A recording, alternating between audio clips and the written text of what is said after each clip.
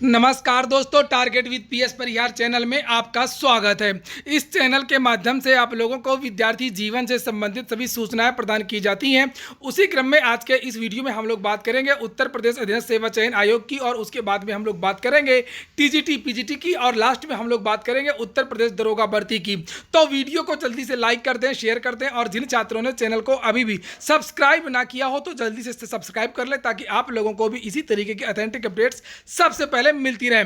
चलिए शुरू करते हैं। लिखा हुआ है कि यूपी ट्रिपल एससी ने फिर की स्थगित एक परीक्षा। यूपी ट्रिपल एससी से इसी तरीके की नोटिस इत्यादि जारी होती है। यूपी ट्रिपल एससी जब भी कोई परीक्षा का प्रोग्राम बनाता है, परीक्षा कैलेंडर बनाता है, तो उसके बाद में उस कैलेंडर पर उस डेट पर कोई भी परीक्षा नहीं हो पाती है। इसी तरीके से यूपी ट्रिपल एससी ने फिर से एक परीक्षा को पोस्टपोन कर दिया है। जिस तरीके से पहले पीईटी के बारे में कहा गया 19 को होगी, फिर कहा गया नहीं मुहर्रम पड़ रहा है 20 को होगी, फिर कहा गया नहीं 24 को होगी। तो इस तरीके से जो यूपी ट्रिपल एससी का इतिहास है तो वो इसी तरीके का है। लगातार वहाँ पर जो परीक्षाएं होती हैं वो स्थगित की जाती हैं और आगे बढ़ा दी जाती हैं। इसी तरीके से ये कहा गया था कि पीईटी का जो परिणाम है वो सितंबर के अंत में ही आ जाएगा, लेकिन अब ऐसा लग रहा है कि पीईटी का जो परिणाम है वो सितंबर में नहीं आएगा, वो 10 अक्टूबर के आसपास आ सकता है। फिलहाल देखते हैं कि आज कौन सी परीक्षा स्थगित कर दी है। ये नोटिस जारी हुई है।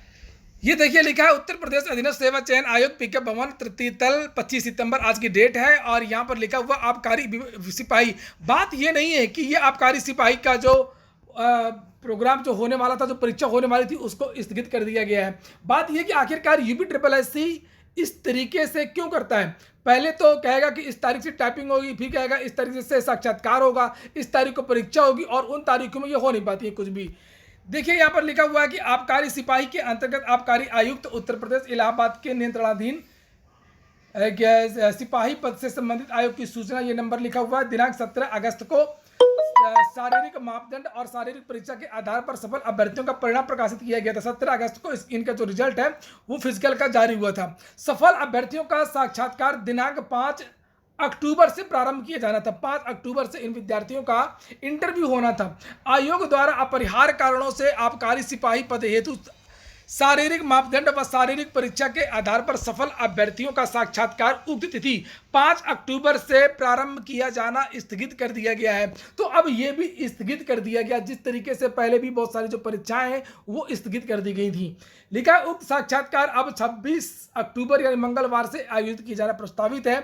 अभ्यर्थियों के साक्षात्कार की तिथियां साक्षात्कार पत्र के संबंध में आयोग की वेबसाइट से पृथक से सूचना प्रकाशित की जाएगी। तो अब ऐसा लगता है कि जब तक साक्षात्कार हो नहीं जाएगा तब तक विद्यार्थियों को यकीन नहीं हो पाएगा कि उक्त तिथि पर जो ये साक्षात्कार है वो हो पाएंगे।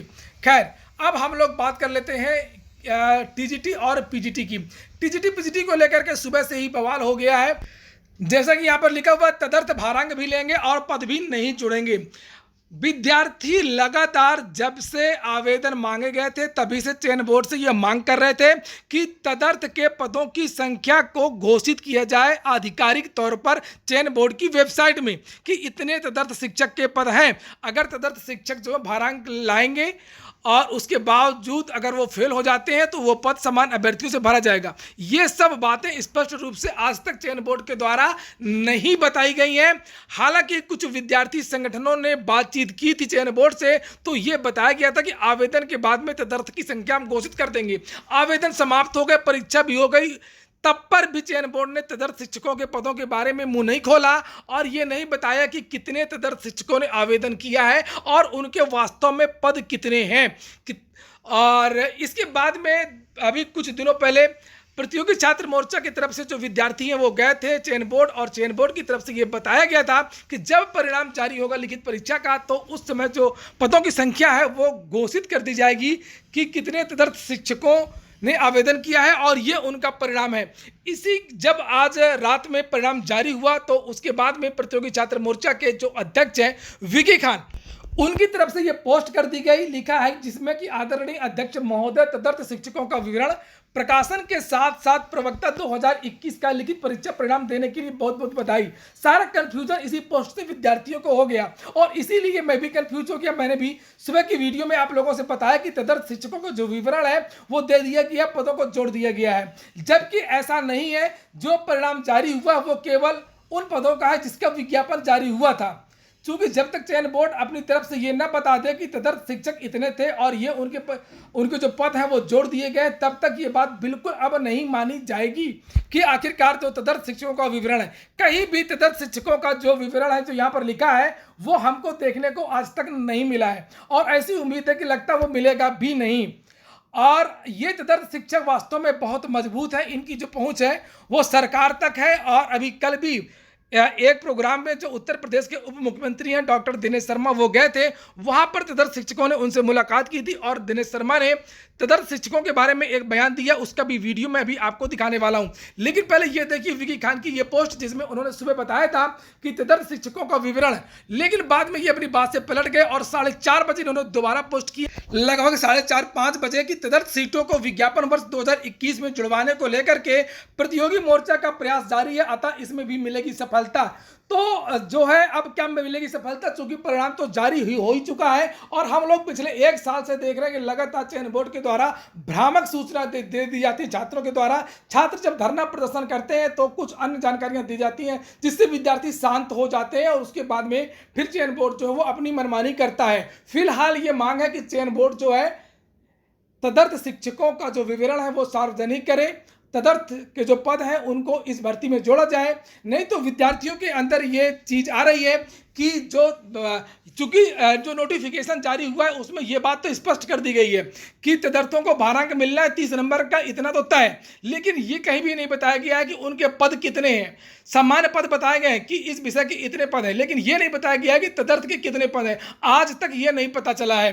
तो और ऐसा लगता है कि तदर्थ शिक्षकों के जो पद है वो इस भर्ती पर तो जुड़ेंगे ही नहीं, क्योंकि अब तो लिखित परीक्षा का परिणाम जारी हो चुका है। तदर्थ के लिए अलग से परिणाम थोड़ी ही आएगा, और तदर्थ शिक्षक जो है इसमें है, इस भर्ती में है, लेकिन पद उनके नहीं है। और हो सकता है कि अब तदर्थ शिक्षक के जो पद हैं वो आने वाली भर्ती में भी ना जुड़ पाए, क्योंकि ये देखिए नया वीडियो। देवमणि जी हैं, उनके पिताजी का स्वर्गवास हो गया था, उनको शोक संवेदना प्रकट करने के लिए लम्बुआ में आए थे। यहाँ पूरा रोड का डेवलपमेंट का काम जल्दी ही पूरा तैयार हो जाएगा। यहाँ आके शिक्षकों के संबंधित आए, यहाँ पर आए, थोड़ा आवाज आना और इनकी सारी बातों को हम लोगों ने सुना है। तदर्थ शिक्षकों ने भी अपनी बातें बताई हैं। ऐसी बात है कि तदर्थ शिक्षकों ने भी अपनी बातें बताई हैं।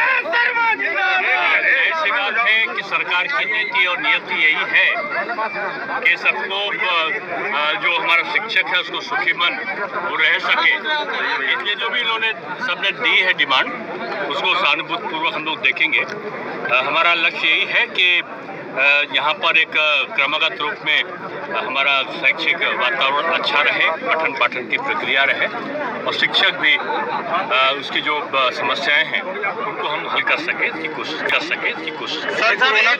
तो ये सुन रहे थे आप लोग डॉक्टर दिनेश शर्मा को, जो सहानुभूतिपूर्वक विचार करने के लिए जिन्होंने कहा है तदर्थ शिक्षकों के मामले को लेकर के। और फिलहाल तदर्थ शिक्षकों के बारे में अभी भी पूरी तरीके से असमंजस है, और जहां तक तदर्थ शिक्षक हैं उनके पदों का जो विवरण है वो चयन बोर्ड को घोषित करना चाहिए, जो अब तक घोषित नहीं किया है। और अब हम लोग बात कर लेते हैं उत्तर प्रदेश दरोगा भर्ती की। बहुत सारे विद्यार्थी ये पूछ रहे थे कि सर उत्तर प्रदेश दरोगा भर्ती का जो एग्ज़ाम डेट है वो जो ऑफिशियल वेबसाइट है वहाँ से घोषित नहीं हुआ है, तो क्या ये परीक्षा 20 अक्टूबर से नहीं होगी? मैंने अभी पता किया है, प्रयागराज में भी चूँकि परीक्षा केंद्र हैं, बहुत सारे ऑनलाइन सेंटर हैं जहाँ पर परीक्षा होती हैं, तो मैंने खुद डायरेक्ट बात की है, वहाँ से मुझे पता चला है कि जो बातचीत हुई है भर्ती बोर्ड की वो 20 तारीख से परीक्षा कराने के लिए बातचीत हो गई है, और यहाँ पर बहुत सारे जो परीक्षा केंद्र हैं वो बना भी लिए गए हैं। तो आप लोगों की परीक्षा की जो योजना है फिलहाल वो 20 अक्टूबर की ही है चयन बोर्ड की, इसलिए आप लोग 20 अक्टूबर की तैयारी बना करके रखें। ये हो गया आज का वीडियो अगर आपको अच्छा लगा तो लाइक कर दें, और जिन छात्रों ने चैनल को सब्सक्राइब ना किया सब्सक्राइब कर लें। पूरा वीडियो सुनने के लिए बहुत बहुत धन्यवाद।